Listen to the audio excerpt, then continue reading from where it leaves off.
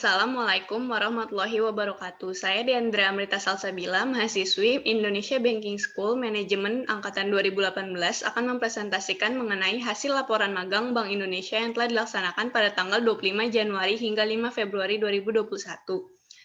Dan ini adalah framework yang saya bahas di laporan magang saya mengenai Quick Response Code Indonesian Standard atau KRIS. Pada tahun 2019, Bank Indonesia mengeluarkan Blueprint Sistem Pembayaran Indonesia 2025 yang bertujuan untuk sebagai bentuk pemanfaatan peluang secara optimal yang terdapat pada aktivitas digitalisasi ekonomi dengan melakukan antisipasi dan mitigasi terhadap resiko yang akan muncul ke depannya. Di Blueprint Sistem Pembayaran Indonesia 2025 ini juga memiliki 5 visi, yakni 1. Mendukung integrasi dengan keuangan digital nasional. Kedua, mendukung digitalisasi perbankan melalui open banking. 3. Menjamin interlink antar perbankan dan fintech. Keempat, menjamin keseimbangan antara inovasi dengan pelindungan konsumen.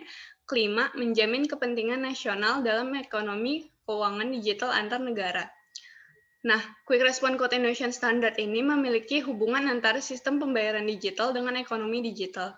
Ekonomi digital sendiri memiliki pengertian dari suatu peristiwa yang muncul dan kian penting dikarenakan pertumbuhan ekonomi yang selalu meningkat di suatu negara yang didasarkan oleh teknologi digital.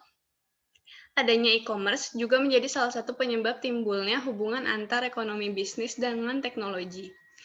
Nah, ekonomi digital juga cukup penting di era sekarang dikarenakan dapat membantu perekonomian suatu negara. Ekonomi digital juga membantu menciptakan model bisnis baru seperti sistem pembayaran digital. Undang-Undang Nomor 23 Tahun 1999 tentang Bank Indonesia memiliki tugas untuk menyelenggarakan, mengatur, dan menjaga kelajuan sistem pembayaran. Pembayaran digital sendiri memiliki pengertian dari layanan keuangan yang berbasis teknologi yang dilakukan melalui internet. Nah, di sistem pembayaran digital ini terdapat dua model teknik, yaitu 1. Pembayaran konsumen dan retail yang meliputi dari dompet digital, pembayaran peer-to-peer lending, terus penukaran dan pengiriman mata uang asing, real-time payment, dan lain-lain. Dan sedangkan yang kedua mengenai pembayaran grosir dan perusahaan, yang meliputi pengisian saldo pada smartphone, near-field communication, QR code, dan lain-lain. Nah, setelah itu, untuk melancarkan pelaksanaan ekonomi digital, sistem pembayaran digital juga memiliki peranan yang cukup penting. Banyaknya penyelenggara jasa sistem pembayaran dengan QR code yang berbeda cukup menyulitkan konsumen maupun para merchant. Kalau di merchant, contohnya seperti merchant harus menyiapkan berbagai QR code yang tersedia oleh penyelenggara jasa sistem pembayaran, seperti OVO, Dana, ShopeePay, GoPay, dan lain-lain. Nah, untuk konsumen sendiri, contohnya adalah misalkan salah seorang konsumen yang ingin membeli suatu barang di minimarket, tapi ketika dia melihat pembayarannya, dia tidak memiliki dompet digital yang disediakan oleh merchant tersebut, sehingga dia mengurungkan niatnya untuk membeli di minimarket tersebut, dan minimarket itu tidak mendapatkan keuntungan karena konsumen tidak jadi membeli di sana.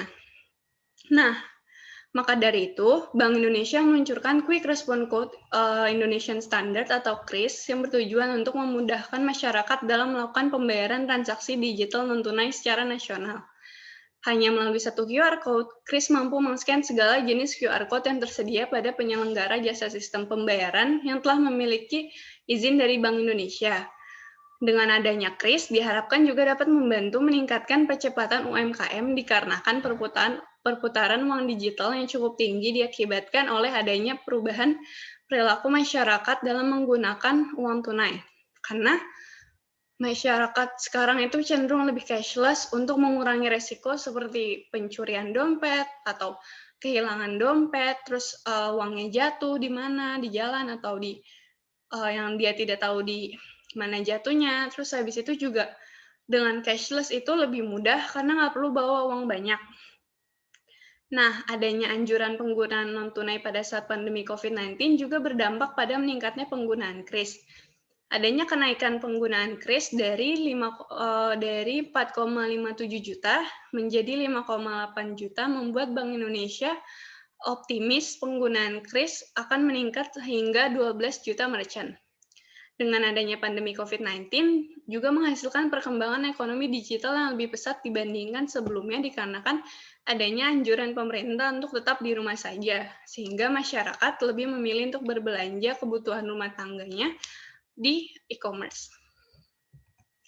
Manfaat yang saya dapat dari pelaksanaan magang Bank Indonesia kemarin adalah menambah wawasan sehingga mengetahui lebih dalam mengenai tugas-tugas apa saja yang dilaksanakan oleh Bank Indonesia untuk mendorong perekonomian nasional. Suka duka pada saat magang, yaitu yang pertama adalah materi yang disampaikan menarik. Karena selama 10 hari itu, materi yang dipaparkan selalu berbeda-beda. Jadi, kita lebih mengetahui apa saja sih yang sedang dilaksanakan Bank Indonesia, misalkan KRIS, habis itu perlindungan konsumen, KUPVA, terus dan lain-lain. Terus habis itu pembicaranya seru dan paham mengenai apa yang disampaikan, karena pembicaraan tersebut langsung dari Bank Indonesia, sehingga mereka lebih mengerti dan lebih detail memberitahukan mengenai apa saja yang mereka telah lakukan di Bank Indonesia, seperti penggunaan KRIS, terus habis itu KUPVA di Bali, terus habis itu perlindungan konsumen, dan lain-lain. Lalu ada kuis dan berhadiah, karena setelah selesai pemaparan materi, pembicara pasti akan memberikan kuis, atau selain kuis juga ada question and answer dengan dipilih 3 pertanyaan terbaik, dan kalau misalnya menang kuis kita dapat hadiah. Contohnya adalah hadiah yang diberikan oleh Bank Indonesia kemarin, ketika saya menjawab pertanyaan itu, saya mendapat kartu flash BCA.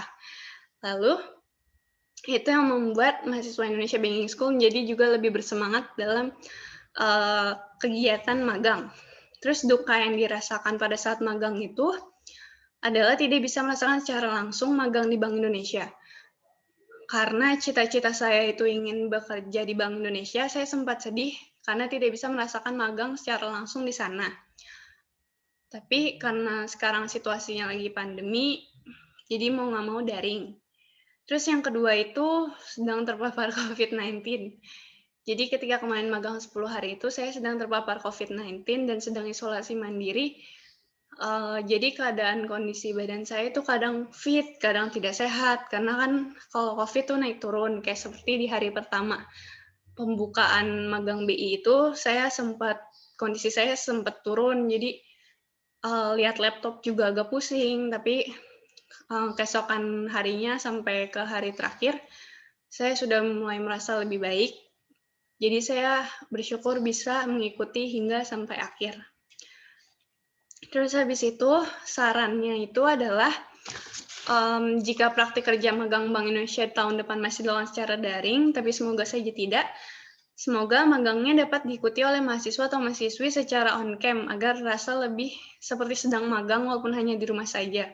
Karena kemarin itu, kami hanya bisa on-cam pada saat akhir acara penutupan, karena kemarin-kemarin itu Zoom-nya tidak kuat kalau semua partisipan itu kan ada 200 lebih, kalau on-cam jadinya nge-crash terus. Nah, sekian presentasi dari saya. Mohon maaf apabila ada salah tutur kata. Wabillahi taufiq wal hidayah. Wassalamualaikum warahmatullahi wabarakatuh.